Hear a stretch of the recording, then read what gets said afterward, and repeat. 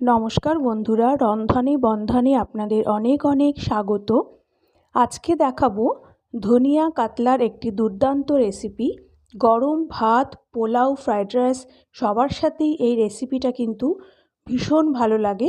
এই ধনিয়া কাতলা বানানোর জন্য কাতলা মাছের 6টা পিস নিয়েছি। আমি গাদার পিস আর পেটির পিস মিলে 6 পিস নিয়েছি। এবার এই মাছের মধ্যে অল্প করে নুন দিলাম আর দিলাম অল্প করে হলুদ। এবার মাছের গায়ে নুন আর হলুদটা খুব ভালো করে ঘষে ঘষে মাখিয়ে নেব। এই প্রিপারেশনটা আপনারা কাতলা মাছ ছাড়াও রুই মাছ বা ভেটকি মাছ দিয়েও করতে পারেন। খেতে কিন্তু দুর্দান্ত হয়। যদি কোনোদিনও বানিয়ে না থাকেন তাহলে অনুরোধ করব একবার অন্তত বানাবেন, খেতে ভীষণ ভালো হয়। প্রত্যেকটা মাছেই নুন হলুদ ভালো করে মাখিয়ে নিয়েছি। এবার মাছগুলো ভেজে নেব, সেজন্য কড়াইতে পরিমাণ মতন তেল দিলাম। তারপর এক এক করে মাছগুলো তেলের মধ্যে দিয়ে দেব। মিডিয়াম ফ্লেমে উল্টে পাল্টে মাছগুলোকে ভেজে নেব। যতক্ষণে মাছগুলো ভাজা হচ্ছে ততক্ষণে একটা মশলা তৈরি করে নেব। মিক্সিং জারের মধ্যে দিয়ে দিলাম ছোট দুটো পেঁয়াজ, 1 ইঞ্চি মতোর আদা ছোট করে কেটে রেখেছি, আর দিলাম 7-8 কোয়া রসুন। সব কিছু অল্প জল দিয়ে একটা মিহি পেস্ট করে নেব। অন্যদিকে মাছগুলো দেখুন ভাজা হয়ে গেছে। এবার তেল থেকে এক এক করে মাছগুলোকে তুলে নেব। এবার ওই একই মিক্সিং জারে দিয়ে দেব 1 মুঠো মতন ধনেপাতা আর 4-5টা কাঁচা লঙ্কা। এগুলোকেও সামান্য একটু জল দিয়ে একটা পেস্ট করে নিলাম।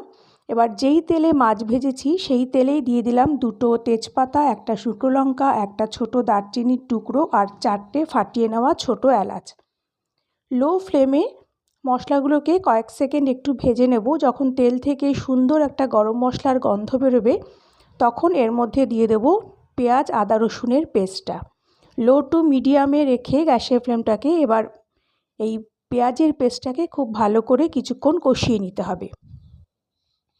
কিছুক্ষণ কষিয়ে নেওয়ার পর এবার দিয়ে দিলাম 1/4 চামচ হলুদ গুঁড়ো, 1/2 চামচ ধনে গুঁড়ো, 1/4 চামচ জিরে গুঁড়ো আর পরিমাণ মতন নুন।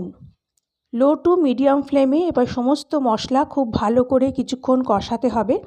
এভাবে কষাতে কষাতে যখন মশলা থেকে তেল বেরিয়ে আসবে, দেখুন ওপরে তেল ভাসছে, এই সময় ধনেপাতার পেস্টটা দিয়ে দেব। এই সময় গ্যাসের ফ্লেমটা কিন্তু লো টু মিডিয়ামই থাকবে। ধনেপাতার পেস্টটাকেও আবার সব কিছুর সাথে খুব ভালো করে কিছুক্ষণ কষিয়ে নেব। যখন ভালো মতন কষানো হয়ে যাবে তখন গ্যাসের ফ্লেমটা অফ করে 2 টেবিল চামচ মতন টক দই ফেটিয়ে দিয়ে দেব। টক দইটা কিন্তু অবশ্যই ফেটিয়ে দেবেন, আর টক দইটা দেওয়ার আগে গ্যাসের ফ্লেমটাকে অফ করে দেবেন। টক দই দেওয়া হয়ে গেলে গ্যাসটাকে জ্বালিয়ে গ্যাসের ফ্লেমটাকে লোতে রেখে আবার মশলাটা কষাতে হবে। আমার রেসিপিগুলো আপনাদের ভালো লাগলে চ্যানেলটাকে প্লিজ সাবস্ক্রাইব করে দেবেন, পাশে থাকা বেল আইকনটাও প্রেস করে দেবেন যাতে পরবর্তী রেসিপিগুলো আপলোড করলে তার নোটিফিকেশান সঙ্গে সঙ্গে আপনাদের কাছে পৌঁছে যায়। খুব ভালো করে মশলাটা কষিয়ে নিয়েছি। এবার দেখুন মশলার উপরে তেল ভেসে উঠেছে, আপনারা দেখতেই পাচ্ছেন।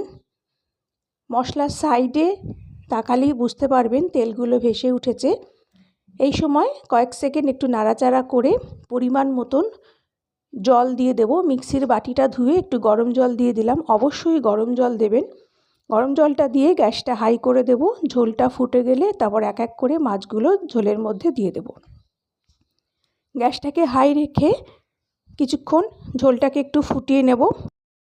তারপর দিয়ে দেব সামান্য 2-4 দানা চিনি। এটা একেবারেই অপশনাল, আপনারা দিতে ইচ্ছা না করলে দেবেন না। চিনিটা দেওয়ার পর এবার দিলাম 1 চামচ মতন গরম মশলার গুঁড়ো।